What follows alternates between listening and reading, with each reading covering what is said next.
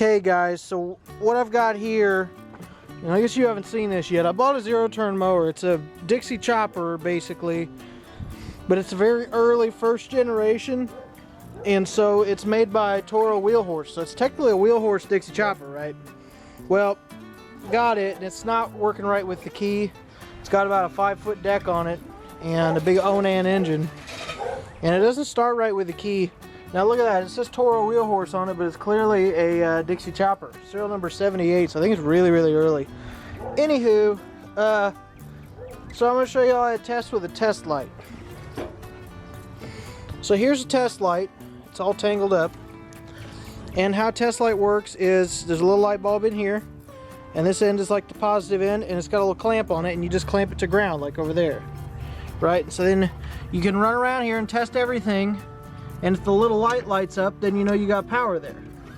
So, like right now, we're going to go to the red wire on the ignition and see it lights up. Well, there you go. Woohoo, we got power there. So, and then here, we checked this boy, and guess what?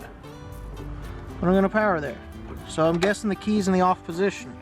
So what we're trying to do is figure out how to get power there. So I turn my key on.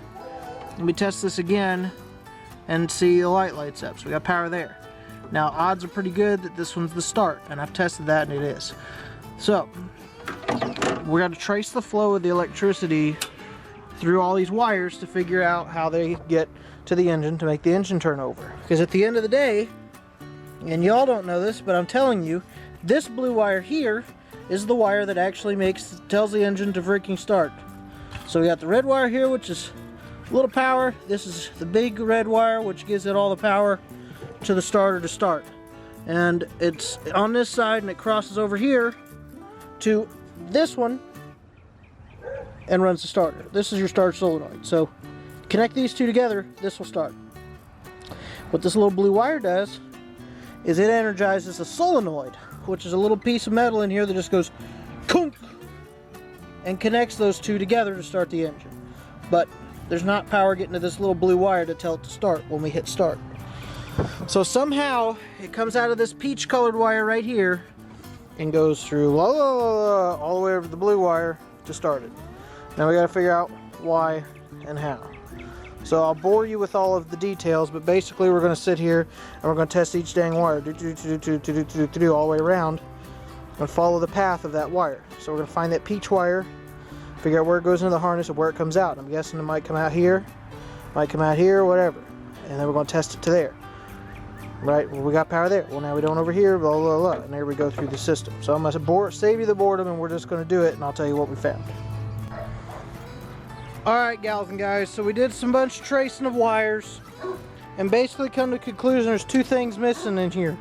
First thing it's missing is this switch for the deck is missing. Second thing is, it's missing over there where I got that white jumper wire. There's a relay, the starter relay, and that was the problem we were having. Starter relay was missing. So if you know how to mess with wires and trace wires from one place to another, you can figure these things out pretty easily, especially with the help of a wiring diagram. So what I did after that is I took these gas tanks, because they were full of water, and they've come over here. See what I drained out of there? A bunch of disgusting, basically water. So drain those out. A little simple trick, take your fuel line off here, it's coming out of the gas tanks, and just run it below the gas tank. So I ran down there and it'll drain. Open this up, it'll drain from gravity. And then I just took and blew out the gas tanks with air, right, till they were dry and not putting anything out anymore. They're freaking clean. Hook that back up. Take this, do the same thing, blow it through there.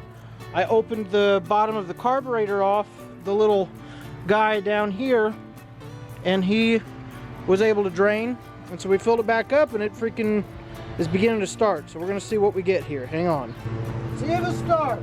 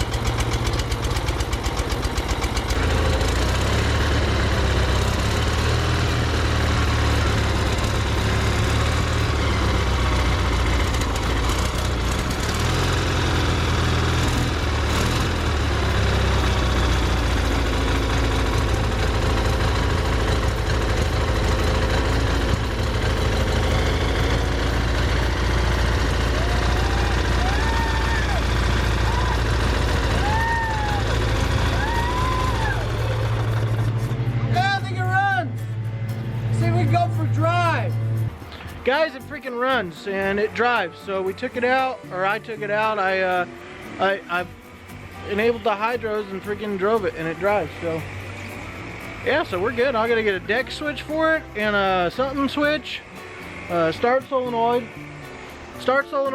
a deck switch, and then there's a rod that hooks the governor to the throttle, and that's missing too. I need to get that. So get those 3 pieces and we'll give it a shot and see where we're at. We might just be even Steven and have a run and rock and roll it. So that's the plan.